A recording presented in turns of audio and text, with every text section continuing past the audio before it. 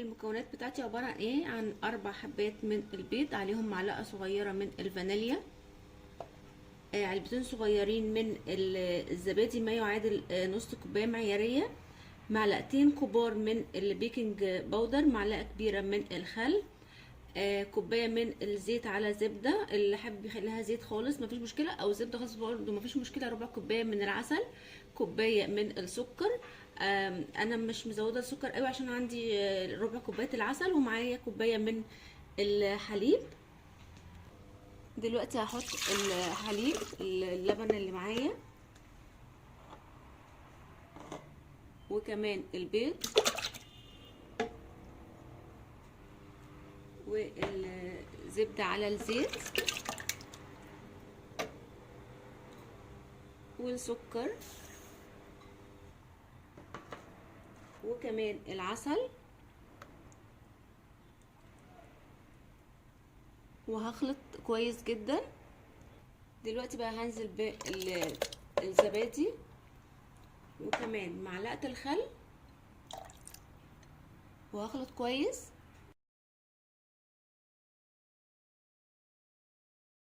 بقى هنزل بالخليط بتاعي في البولة بالشكل ده كده.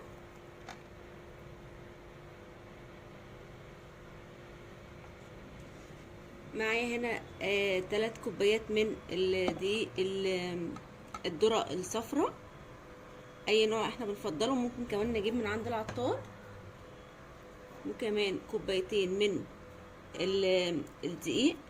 اللي عايز يقسم الكمية ممكن نقسم كل المكونات بتاعتي على 2، وكمان البيكنج باودر، واخر حاجة رشة من الملح تعادل الطعم، تقليبة بسيطة كده من على الوش. بعد كده هقلب بقى بالراحة جدا